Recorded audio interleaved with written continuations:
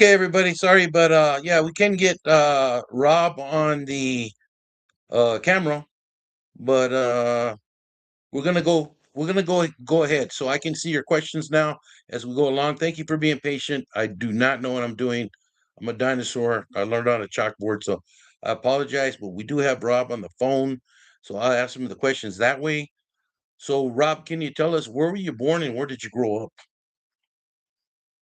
I was born in Santa Rosa, California, and I grew up in a neighborhood in Santa Rosa called South Park. And basically, there in South Park is a old Northern neighborhood, pretty much.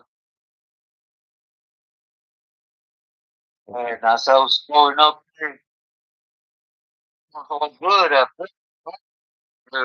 My goals were never was to become anything. got you. And so then, so you went to school there in Santa Rosa, and when we were talking earlier, you had said that you were into sports. What kind of sports were you into growing up? I was into all sports, but eventually, yes, I loved wrestling and Hmm. boxing. Boxing. Right Yeah, on. because I had a Don Ramon, and he used to fight a lot. He used to tell me something, told me like, nah, I'm gonna put you into boxing. All right. All right. Great. Well, there's a lot of good Mexican boxers, and I know a lot of us are into boxing. That's great. Great skills to protect yourself. Um, and so, Yeah. and so then, you, according to your book, then you became kind of disillusioned in school. You said you weren't doing too good in school. Uh, can you tell us then at what age did you start getting in trouble and what kind of things led you up to being involved in gangs? So I get in trouble with mom, San Rosa, California, when I was growing up, it was bad if you were Mexican, period. Mhm. It was mostly Native Americans and Filipinos from Vietnam and stuff. And basically, what turned me into gang banging was just an incident that happened when I was 10, and it was due to my my jefita. She brought her with her kids to live with us back there on Grand Avenue in San Rosa, and well, Luis upon speeding, he would eventually he lived in LA, for a while, so he came up here with the mentality, the sureño and stuff.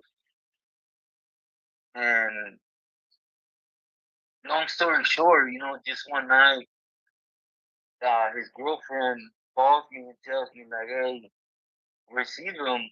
We had a long driveway, and told me he's real drunk, right? And put him in a taxi. So I was waiting on him, and when he got there, I was on the porch, and literally right in the middle of the driveway, they rushed him, right? And all I could do, I was a kid, but I ran, and one of the fools that was on top of him, I tackled him, and then I sat on his chest, and I started hitting him. And as I'm hitting him, and somebody else cracked the bottle on me. I have the scars literally that go from my nose all the way to the side and head. And I tried to get up, but I couldn't no more. And I didn't hear nothing, from what was going on. When I really got to him, everybody was gone already, and there was just no way I was going to be able to help him because he was trying to tell me to tell his mom. And I was like, nah, nah, you're going to tell her, you're going to. Well, in reality, they shot him like 36 times and stabbed him over 40 times. Dang. And from that moment on, it was like I just picked up a lot of hate, even though mostly everyone there, grew up in the grandma's house and their mom's house. I grew up with all of them, with everyone that was norteño, really. Mm-hmm. But then after that, I was like, nah, hell no. Mostly all the norteños were natives too. So Mm-hmm. I did. I started joining. There was people already forming on West Nine, right there in Santa Rosa, and they were mainly all just Mexicanos at first. Mm-hmm. And I started hanging around them, and I know Speedy was hanging around them beforehand, and they started claiming basically sued. So I started, and it became a problem, a huge problem, because I literally lived in South Park, which at the time was the strongest norteño neighborhood in the whole town. Mm-hmm. And every day it was just on until I started getting in trouble. At age 11, I literally got someone downtown with a bat and a friend and stuff, and I never really drank and stuff. And that night, I remember I drank, and the detectives, you know how they pressure you. Mm-hmm. They started, hey, you still a kid. What are you gonna do when you grow up? They asked me so many times. I got fed up, and I just told them, I want to be a serial cop killer. Mm-hmm. And they told the judge, and they shot me all the way to the Arizona's boys' home. That one they shut down for abuse. Mm-hmm. Yeah, and then from then on, everything just kicked off. So when you got out of the boys' home, you caught a pretty serious case there, huh?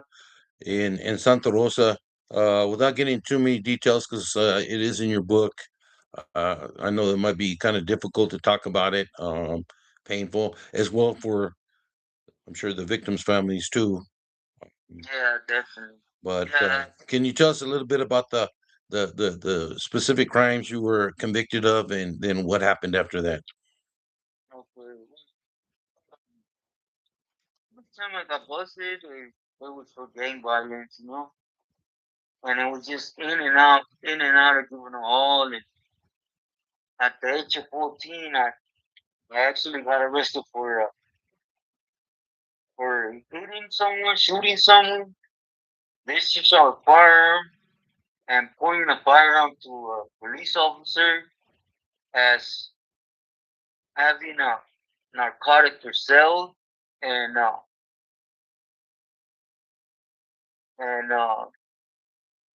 stolen vehicle.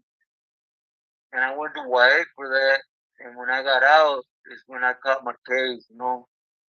And I got busted for double murder. And they tried to give me 3 attempted murders because I hit two other individuals. And then I was shooting where I chased them at. It was an alleyway downtown Santa Rosa, and it was a gas station. I could have blown up the gas station. They tried to give me attempted murder and innocent lives, discharge of a fire weapon, all the gang attachment. But yeah, that's what's sent me to prison pretty much. Okay. Okay, so you got a double homicide case then, and attempted homicide, as well as some other charges. What was your original sentencing? How much time? My sentence was, see, I didn't pay attention. I was young and dumb, really. They sentenced me to Double life. double life. And I was in 96, and I went up to St. Quentin. I wasn't even 18 yet. I was just going to ask you, where'd you hit first, San Quentin? You went to Yeah, reception center at San yeah. Quentin. My first hit St. Quentin. That was the first spot I hit. Hmm. And according to your book, you right away you got celled up with a veterano. Can you tell us a little bit about that and what he told you to expect? Yeah, yeah. Well, when I hit St.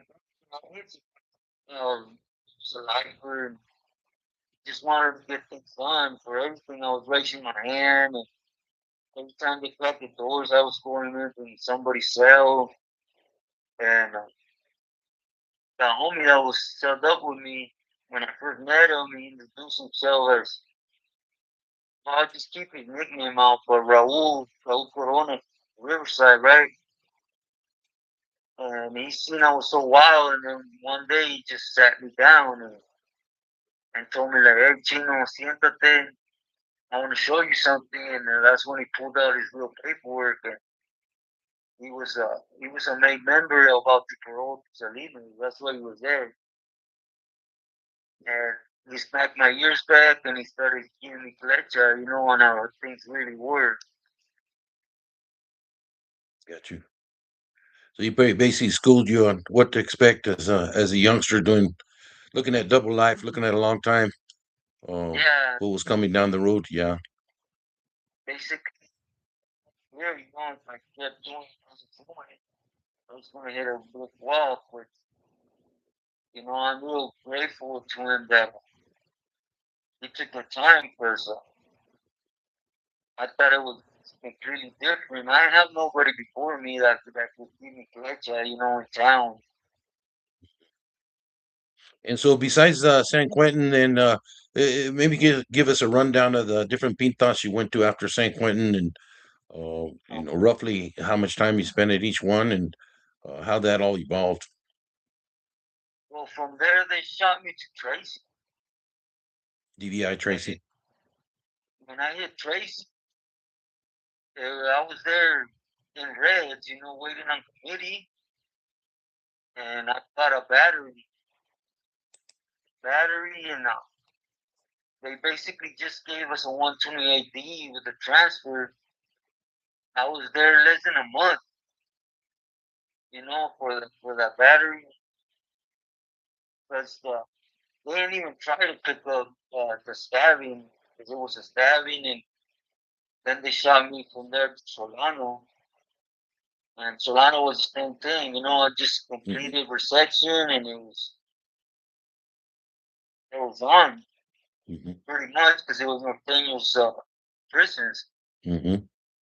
Yeah, And I I was remember just, Solano. I went there in the academy. We did a little tour there, a quick tour there, next to Vacaville. That was pretty crazy.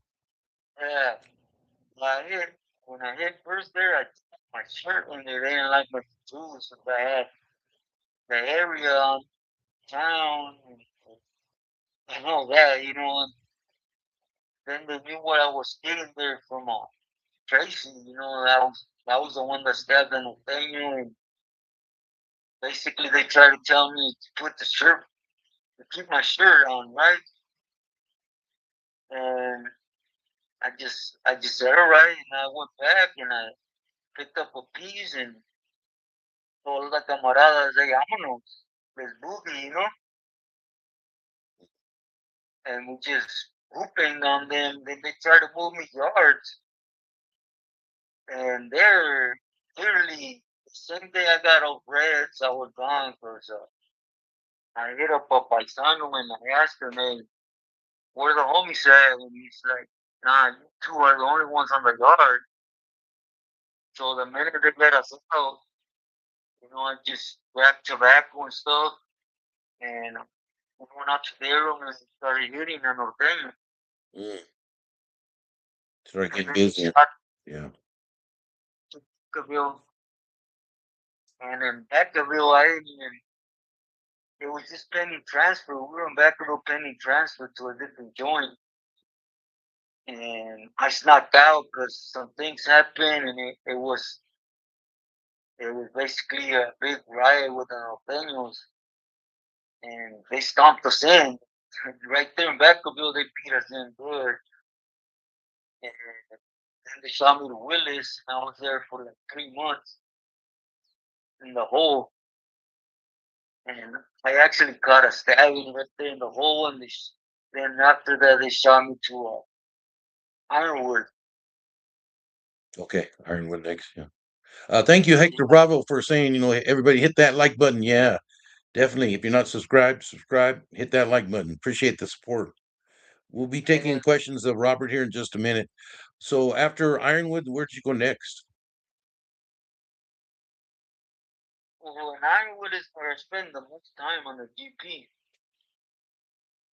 You know, and then I caught from there. I went to Tehachapi. Okay. Yeah, and in Tehachapi is, I was already clicked up because of Ironwood. And Ironwood, Mm-hmm. I grabbed the Jardín for Terco Mm-hmm. and then Terco from Acuña. there, Yeah. Terco Acuña. Mm-hmm. yeah, So you had the llaves or basically running Jardín for him there and Ironwood. So you had already established your reputation, and it sounds like by the time you got to Tehachapi Shoe. yeah, and as Raul Corona's kid. Mm-hmm. Everybody knew me as Raul Corona's kid. And before I even hit Ironwood, Terco had asked me for the favor if I could help him with the Jardín there because there was a lot of shady stuff happening there, right? Mm-hmm. And when I got there with the orders to remove the mesa, and it just it just started going down. We removed the mesa and we recalled paperwork, and half of the yard locked it up. Yeah, I would end up, getting deep into politics, and I would end up stabbing the nephew of another member. I don't want to say his name because I don't like the YouTube drama, but Yeah. yeah, that's what sent me to the hole.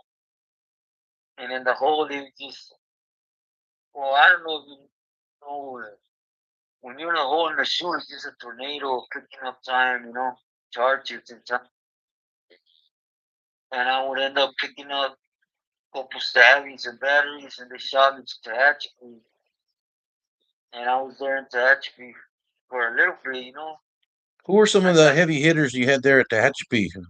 I know you mentioned them in your book, but for people maybe who haven't read your book yet. yeah,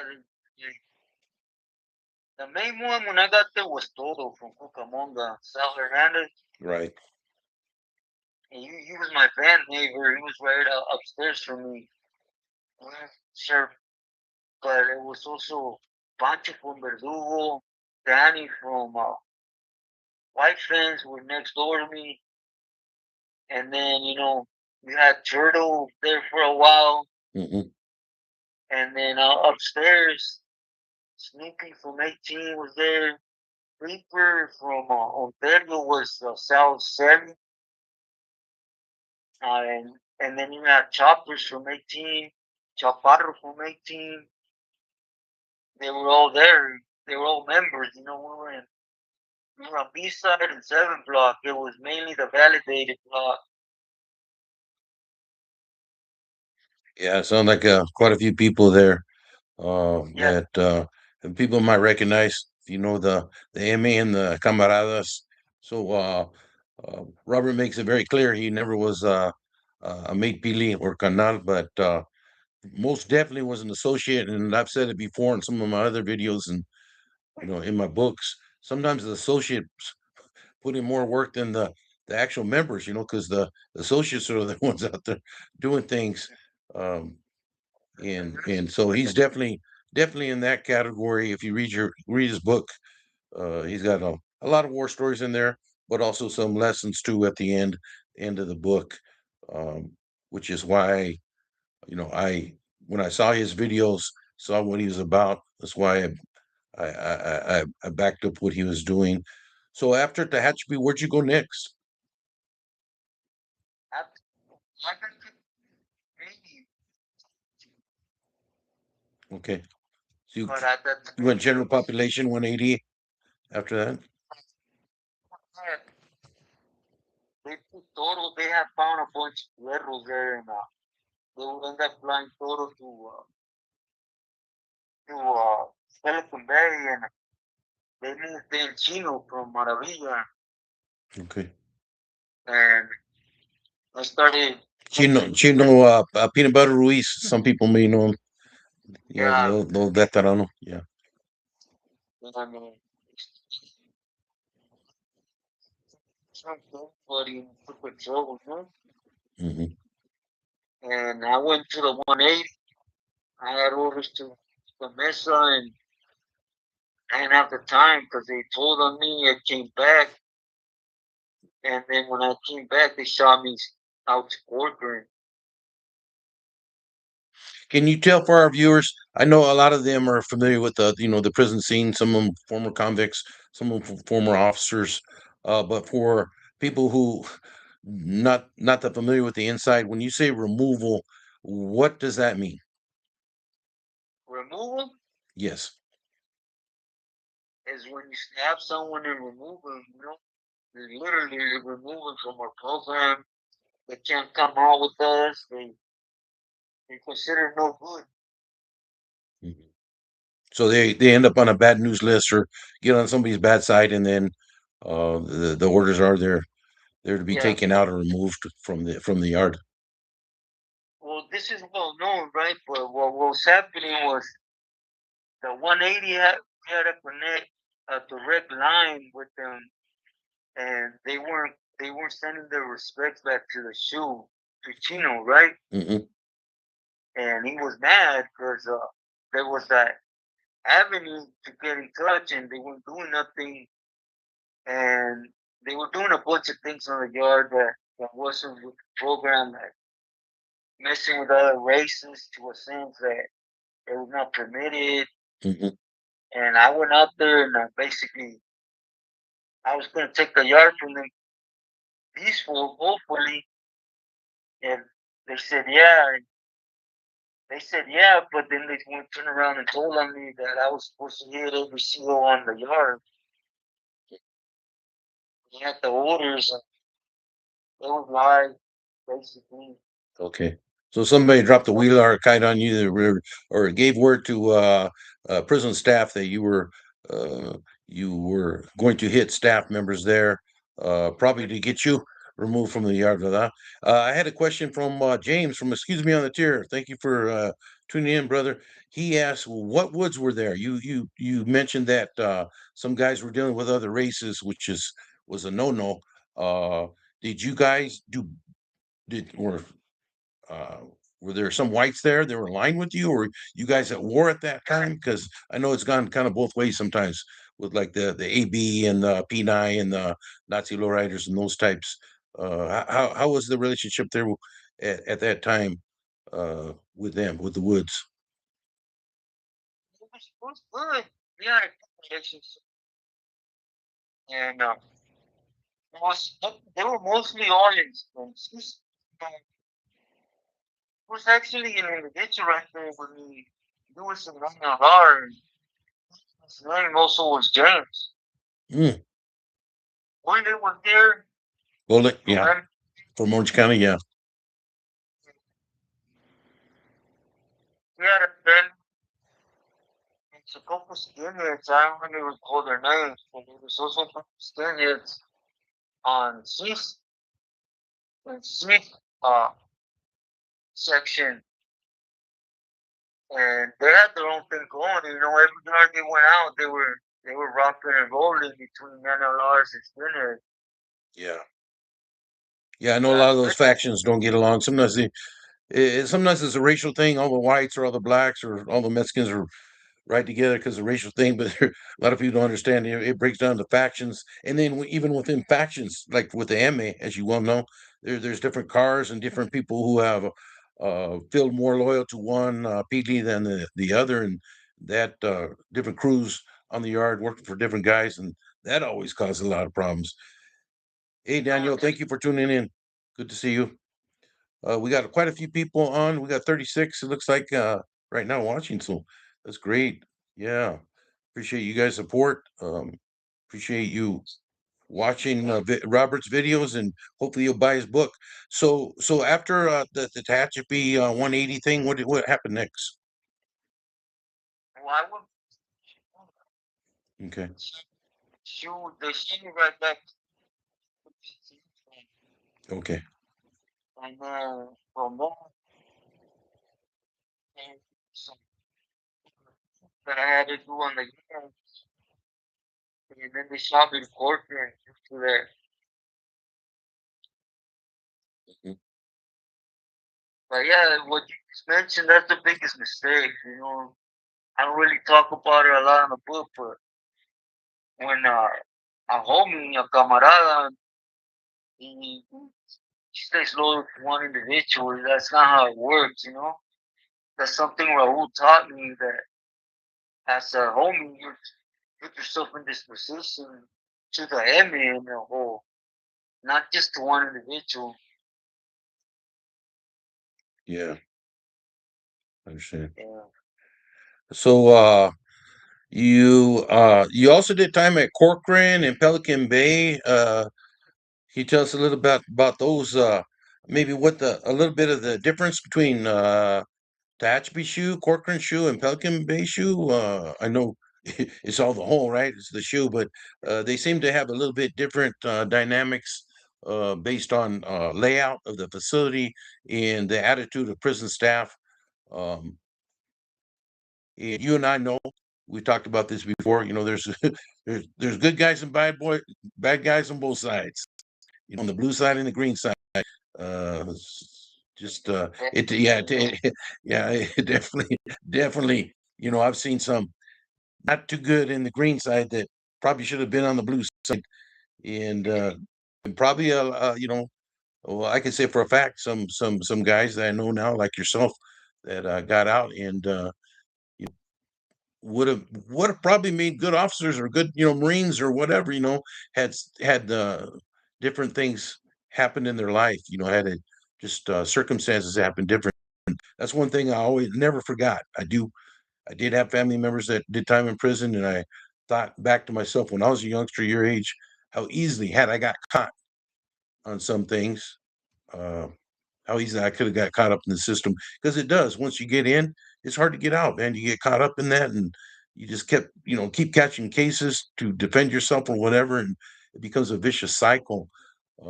That a lot of youngsters Yeah. think this exciting, but as you know better than anybody, man, you waste a lot of years in there, and then find out that your so-called homeboys that you're fighting for don't really have your back like you had hoped or thought maybe they did. Well, thing, you go to prison, people that at the door, all that homeboys and carnalismo and all that stays at the door. Especially like what does is, yeah, you don't represent a neighborhood anymore. A lot of talk about being from down south, up north, out of the state. That's out the window too. You start off at the south side here, whatever you can come, gonna earn it. Mhm. And most importantly, you gotta always have in mind that basically your worst enemy is another Sureño, because he's the one that's gonna get you and whack you. Yeah. Yeah, it's the hype. Sounds like the hype doesn't add up to reality a lot of times, and on that, I hear stories after stories, whether it be YouTube or talking to guys out in the yard, or on the streets. I bumped into a lot of former offenders, that tell me, yeah, it's a dirty business, a dirty business. And like I said, our side, our side's the so-called good guys, you know, they did dirty too sometimes. I got done dirty sometimes. I think most officers will tell you they got done dirty at least once in their career. I did quite a few times, and it's very depressing, because you're supposed to be on the same team, and then like you said, some of your own guys are trying to whack you or hit you or put dirt on you. I think it's just human nature, jealousies, and sometimes people when they have nobody else to attack will attack those nearest to them. Whether it be a bit domestic violence or whatever.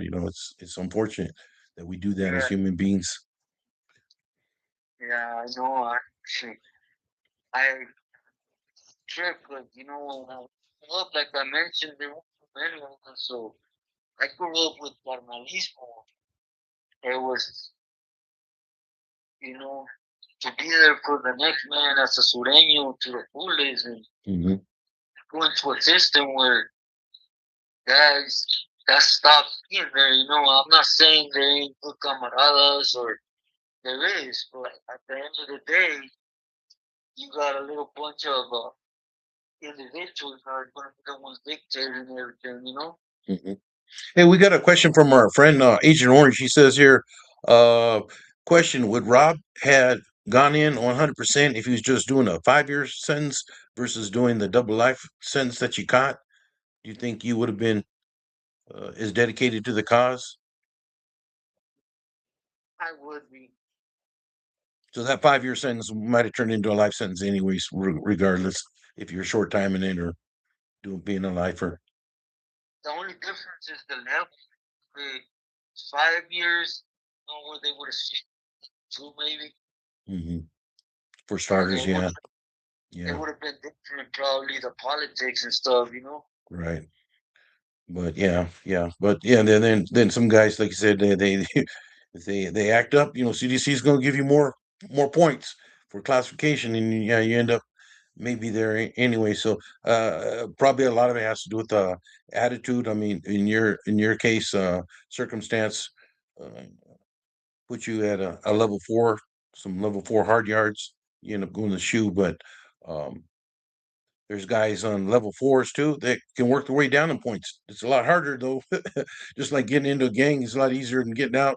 Uh, going up to level four is a lot easy to get shot up in points than it is to get that reduced at classification committee. So then, so after your, because I want to get into a little bit of your federal issues. So after Corcoran and Pelican Bay, um, you what happened? Because did you appeal your case then at that time? How did you end up with No, the feds? That's still kind of no, confusing to me. no. Basically, I left corporate. I was an 8 year first, and well, I got validated on Hmm. my appeal date. So, Hmm. would end up getting kicked out because there was more there. They wouldn't let me just kept me catching more cases, the sector, and I went back, and then they hit me with the factors of validation. And there was no way I was going to get out of that, you know. And when you say And validation, you were validated as an associate, not as a member, right? yeah, as an associate, and basically I went to PR and there I got set up with another member, and while I was there, I was going through cancer first time around, right? Mm-hmm. And, there was a bulldog, but he was no good because there was other bulldogs. He wasn't good with his own people, but he would bang on the wall all night long on the toilet, and basically, well, I don't want to say his name, but there was an officer there that worked the tower that he was real fool, you know. Mm-hmm. So he just asked for the favor, like, hey, just crack the doors and let me get this fool, you know. And that's what happened. He cracked the doors, and I went up in his cell and I stabbed him. And then when I got back in the cell, and I was surprised because the DA picked it up. And usually DA didn't pick up anything on me because I was a local life. Mm. And when he picked it up, while I'm going out to court, my lawyer's the one that's seeing like, hey, they they violated the court's orders on you, your sentencing, and so we started the phase of appealing, right? Mm-hmm. And but by the time the appealment went through, there was some issues that happened, and well, they couldn't prove it on me, but at least the DA, and it was a murder, 187 on my celly, and I found got found guilty in CDC, and they shot me to Pelican Bay.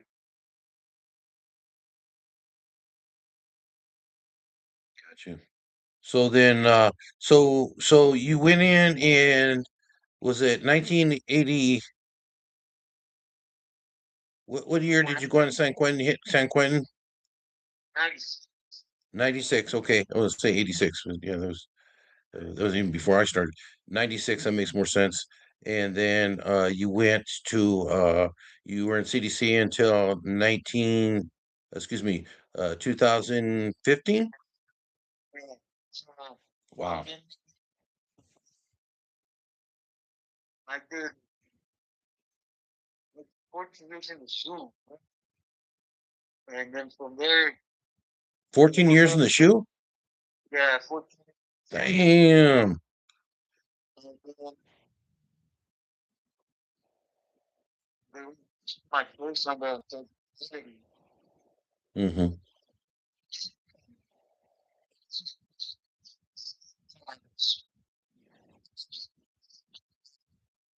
Mm-hmm.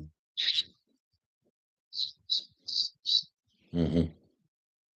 So they said, yeah, you're gonna serve a double life sentence, but as a juvenile, and that's what happened.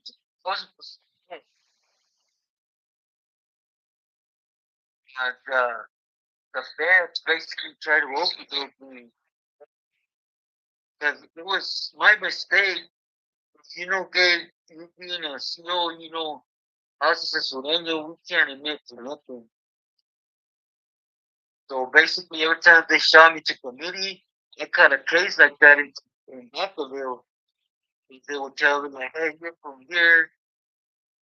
And I would always say, I'm Mexican, I'm Mexican, I'm Mexican, I'm Mexican. And that led up, I guess, for the feds to look into my citizenship, Mm-hmm. which was bogus because I'm born literally there. Mm-hmm. And they shot me to the feds, supposedly under investigation of my citizenship with it's a violation, As we speak, I have lawyers hopefully to make that wrong. So Gotcha. So then you were done with CDC 2015. You hit the feds. What was that process like? From the time you went into the federal system until you got released from the federal system in 2018. oh, everything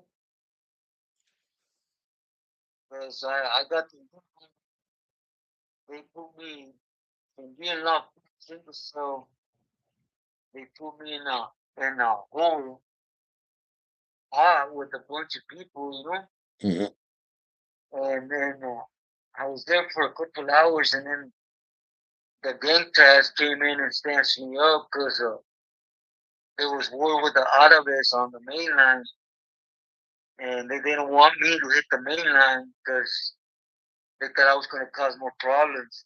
Mm-hmm. So they shot me to the hole, and then from there they enrolled me to Pennsylvania and I hit up there, and that's where I did most of my time in the feds, in Lewisburg. Mm-hmm. We got a question here from Kyan Charles. He said, "Did you?"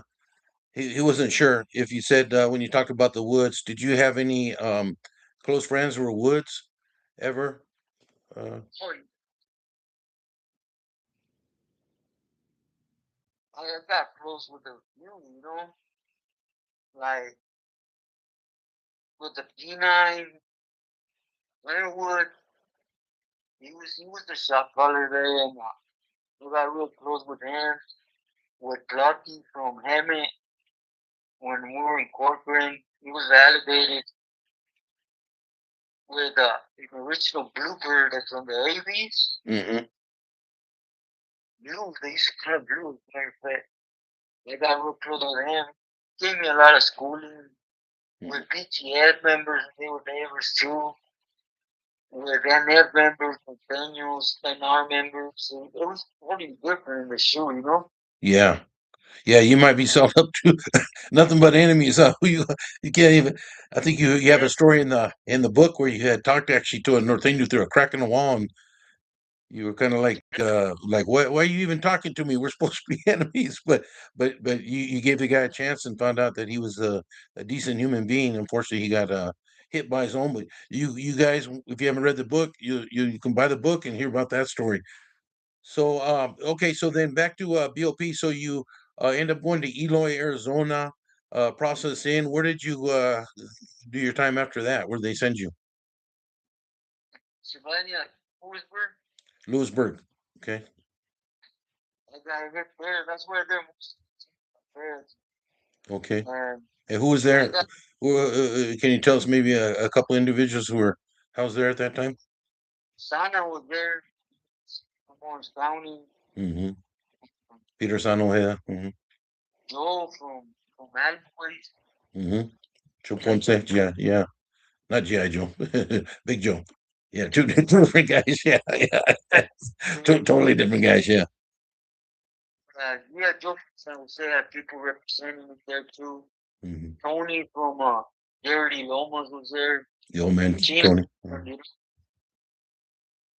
was also there. Madrigal or something like that. Yeah, Chino Madrigal from San Diego. Yeah. Yeah, he was also there. And there was a lot of good, but Sana took me under his wing once because it's close to Raul and two because we had already done some things together, me and Sana, when I was in Ironwood, because he had some workers there, you know. Mm-hmm. So he already knew my name, and I just got close with Sana. He basically put his arm around me there, and it was basically family out here in Mexico. That's all it was, you know. He gave you clay shot. You knew your family connections. Yeah. Yeah. Well, he asked, like, hey, you know, when this is going on in Mexico, you know, and we can't build a pipeline because we need somebody to be able to speak directly to somebody, you know. Mm-hmm. And we're failing at that. We're all over the place, and people out there, Daryl, you know, was out here, and then you had four members that got made out here in Mexico, and basically I gave him my word, you know, I'll go down to Mexico and I'll fall in line, and we'll see what we could do, you know. Mm-hmm. Because throughout my whole time in the system, I stayed relevant because what I could bring to the table as well, not just because violence, you know. Got you. Got you. So then you were in Lewisburg for quite a while. You were with Sana and some of the other Pidleys there, and then uh, you got out. You went out the same way you came in. You went back to Eloy, and then Yeah, I got was from there. released. What happened after that? I went to Florence, Arizona. Was there a little bit. Then I went to Eloy again, and then from there they let me out right there in Arizona, and I kept my word. You know, I always been a man of my word, and I all I cared about was a causa. I mean, that's the only thing I was worried about there. You know? Hmm. You're still And dedicated, real dedicated back then. Yeah, that yeah, time. I mean, that's my breathing here for years, man. Hmm. And by then, there was already somebody waiting on me on the Nogales side. And what I did when I got out, I just figured my way to Nogales. Okay. And when I hit Nogales, I met with the homie Spanky and just fell in line in Mexico, pretty much. Mhm. So you started putting in work again for the clique on there. You Yeah, stayed loyal to them, yeah. help them open up pipelines. So, who were some of the people then, as far as Pilis that you were working with? Who was the main one? I guess I'm saying. for asking. The main one in Mexico at that time was Yeah. um, Daryl from Ontario Black Angels. Yeah. position with Sinaloa. To be exact, with the Chapos at first, and in Sonora. And when I got out, the first one I stopped to pay my respects to was Evil from Chica, Mm-hmm. and he basically ran down to me what what I needed to do, what we were trying to do, what we were trying to do, and it was basically have all the camaradas fall under one organization in Mexico. Mm-hmm. And due to my family belonging to one of the familias in Sinaloa, my orders were basically to start opening doors in Sinaloa. Because even though Daryl had it, Daryl wasn't trying to. He wasn't trying to share it. Uh, yeah. And from there, I went to TJ. I met up with Güero. Some of the people Peanut Butter had left behind, and then from there, I went to Daryl in Sonora. And right off the bat, politics started because pretty much Daryl didn't agree a lot with Evil. Mm-hmm. And then from there, I basically had orders already from Sana and Evil, and I went down to came back to Culiacan, and waiting for me were some members out here, Richie from El Monte, Mono from Imperio, O from Concepcion, and the homie Three. And I started speaking for us, and we had to earn our respect. We had to basically earn their trust, Mm-hmm. to even get access to their avenues and whatever they had going, we had to earn their trust first. Mm-hmm. Basically, we were pointers. So we were, Gotcha. we would get sent to different states on missions, and we would go boogie and just come back. And then, well, actually, the big homies were the ones getting the prices and all that. We never signed any of that. Interesting. Um, I remember in your book too, you got into. Maybe you can tell us a little, real quick, about how that happened. You ran into some Mara Salvatrucha, and it sounded like a lot of them were females. You were hooked up with them. They were pretty vicious. So, yeah,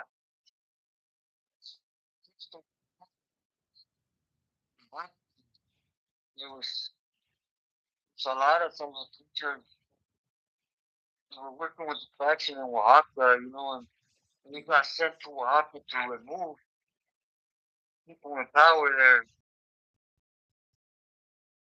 A bunch of Sinaloa too, and yeah, it was that they didn't touch their heart for nothing. Hmm.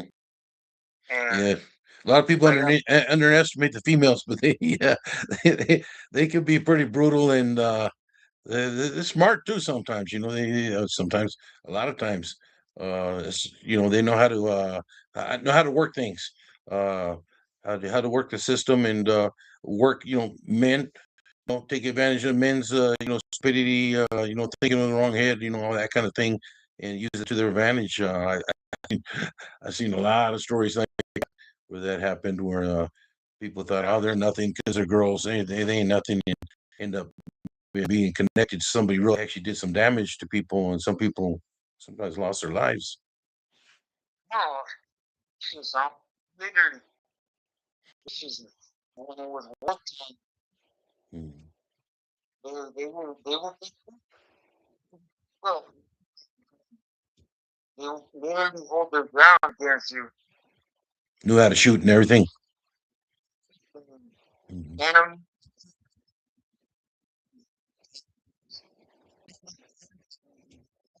so, right?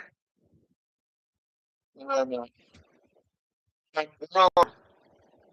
there was females like 10 of them, and we didn't know who it was. They were, they were trying to throw grenades. Damn. It was all female.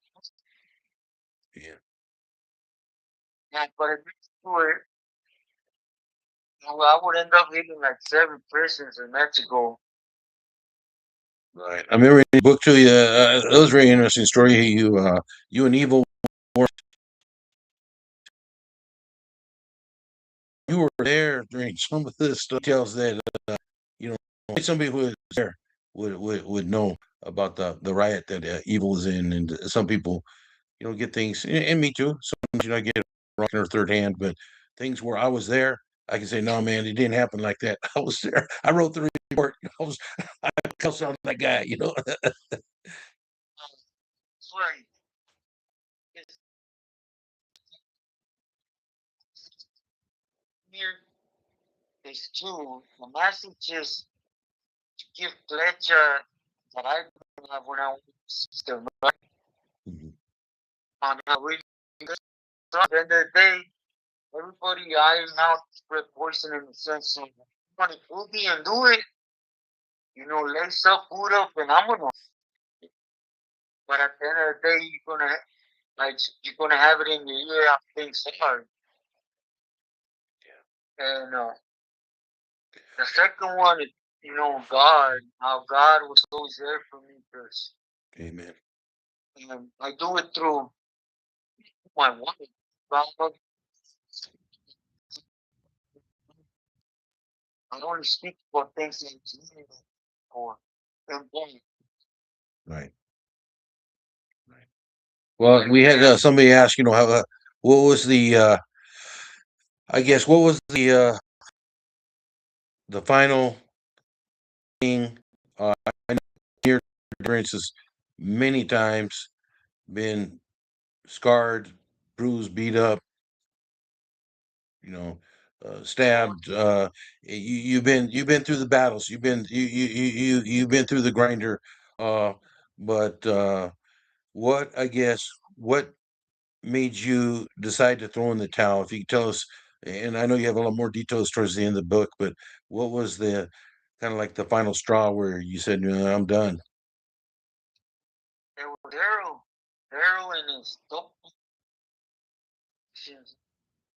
Mhm. was basically and when he took 6 bullets and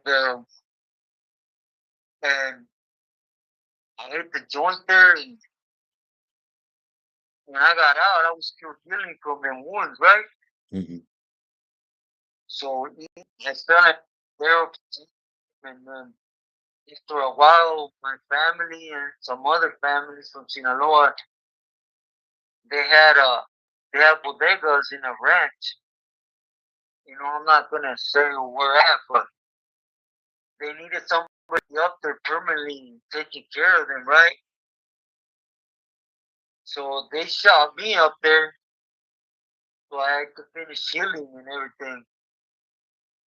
And, and while I was up there, it was every day for a month. There was shootouts and shootouts with individuals trying to get up in there.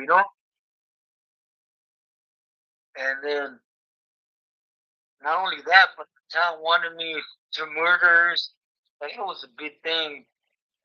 And then one night, well, before that, Daryl Daryl had a couple Ubers that were tied up in Deepwood, right? And he needed drivers. So me being a dummy, I felt like I done enough for Daryl to trust him And I had a niece from my mom's side that needed help. She was doing bad, and I asked her, and she said she'll do it. So I sent her over there with Daryl to cross one of the Ubers over, and she did it. She did it. She got it to a radio. She turned it in, and all of a sudden we didn't hear about my niece no more. Nothing, nothing, nothing. And then one day, just a homeboy Peanut from radio calls me, and we get time together and everything. He told me like, "Hey, Chino, check this out. You know, Daryl's orders were he didn't want to pay your niece $3,500. Crumbs, and they took her out somewhere and they eliminated her. They killed her for $3,500 Yeah, just because they didn't want to pay for the upload. yeah. Man, that's got Imagine how. Well, I don't gotta tell you. You know exactly how much one of them movies carries over. you. Mhm. So it But was but her she was only gonna make 3,500. So yeah, there was a lot more than that in the car. They didn't even want to pay that the crumbs. You're saying, yeah.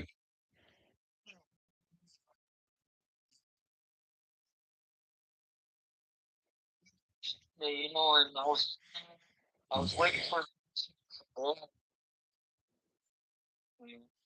because I wanted this morning. I want to look at him.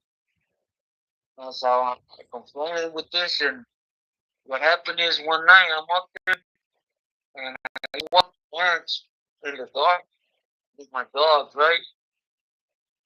And I get to this spot where I have some bamboo on the side, and they start shooting. So I start paying attention to the bamboo because the bullets are hitting the bamboo. And once I kind of get a sense where it's coming from, I start shooting back. So from there, I hear the motorcycles. So I leave it at that, right? It was like I said, it was happening every day. And the next day, I'm literally just right there, and I hear the motorcycles go to by the side of the property, and I go up there, and I want to confront this individual, right? But before I could get to him, he starts shooting at me. So when he starts shooting, I start dumping back at him, and it's literally up in the mountains. So I lose track of him, and once I see him like through my side vision, I start unloading on him some more, and I see I hit him and he dropped. And when I got to him and I seen who it was, and everything just hit the fans, because that was it was about Milan, and that was Bill's right hand man, Sonora. Mm.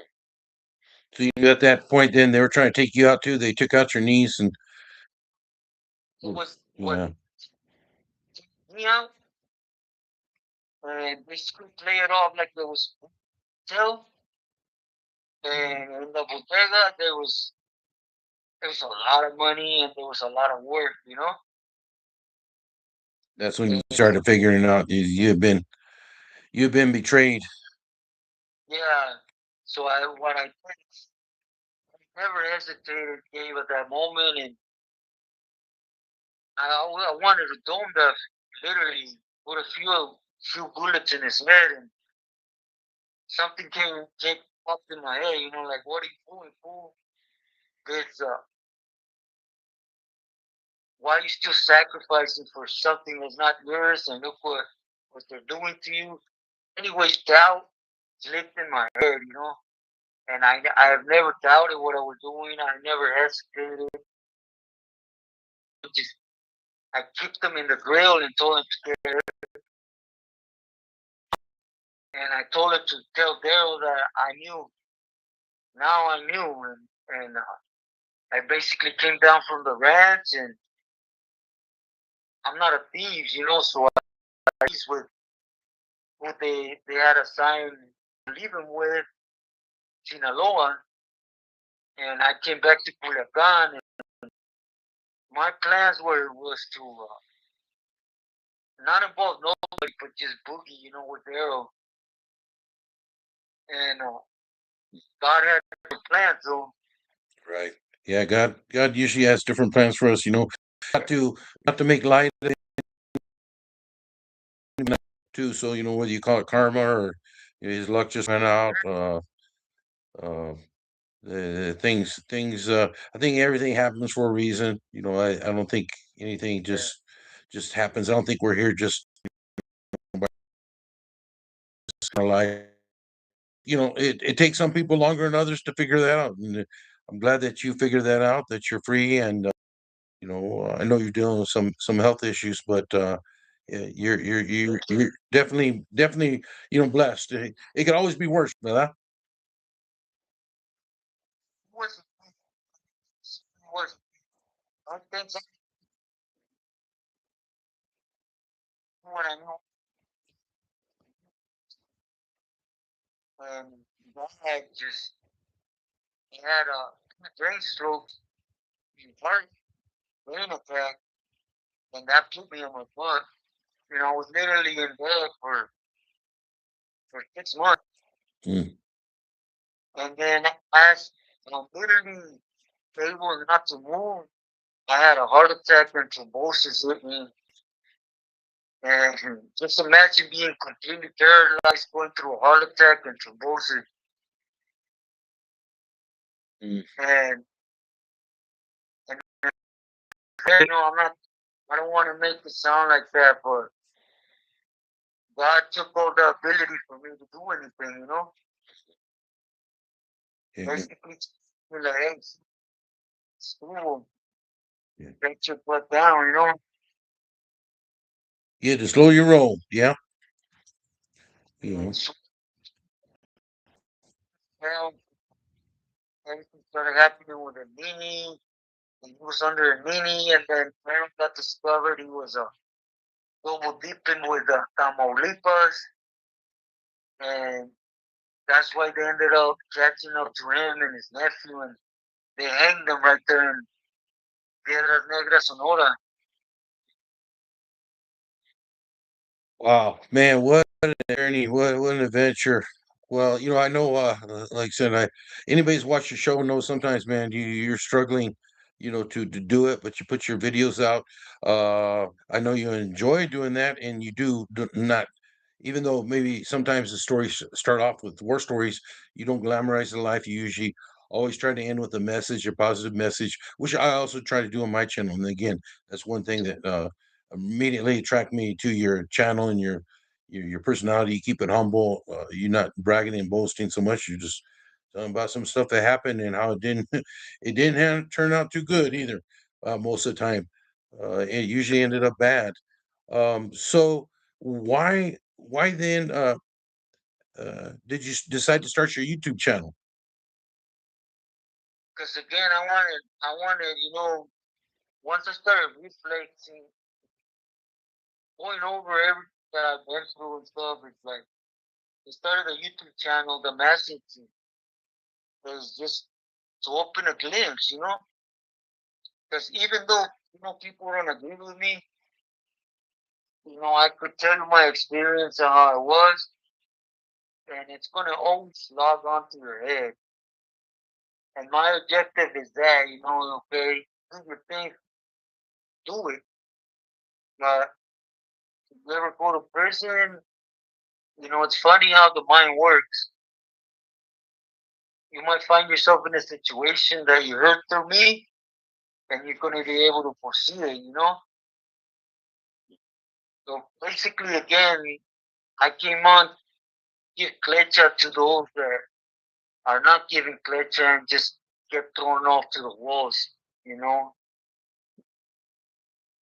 Because you got a lot of standings individuals, like even if they're your own homeboys, they still get out the joint and they still brainwash and they still, hey, Corin the stripes in prison.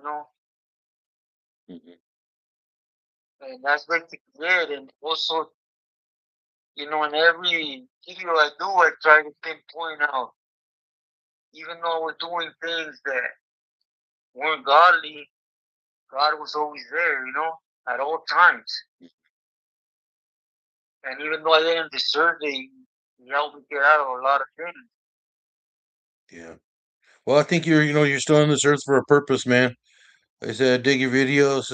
Anybody want to check out his channel, his Misled Loyalty? We'll have I'll put it because this thing didn't come out. Like I said, I'm not good on technology. It didn't come out exactly how I had hoped. The live we have hope to have Robert on the camera, but I was still figuring out this YouTube stuff. I'm glad we had him on there uh, to hear him, anyways, and that he's doing health wise pretty good today.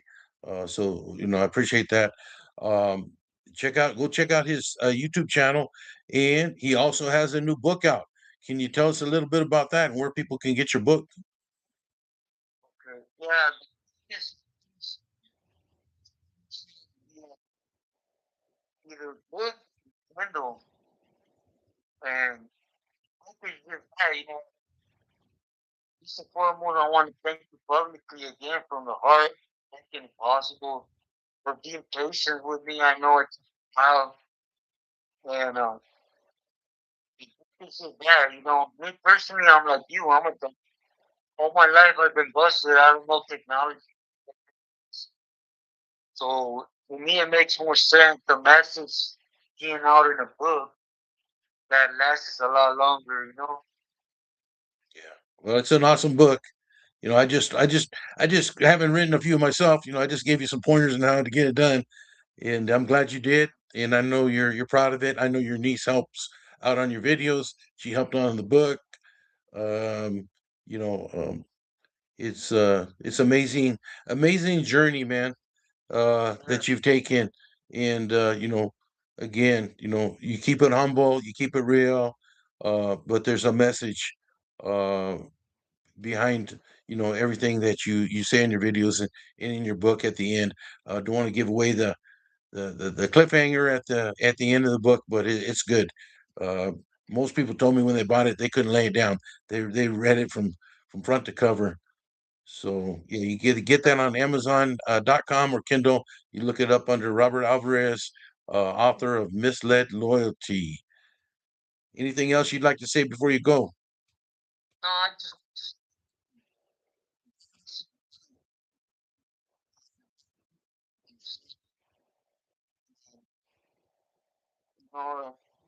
the friends, family. I just want to say, but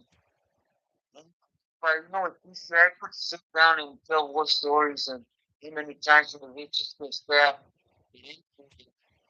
Uh, Everybody that knows me, I don't get inspired on nothing. I just tell the story and basically what other people don't tell you, the ending. People are asking if you're gonna have. Are you gonna go live tonight, Rob?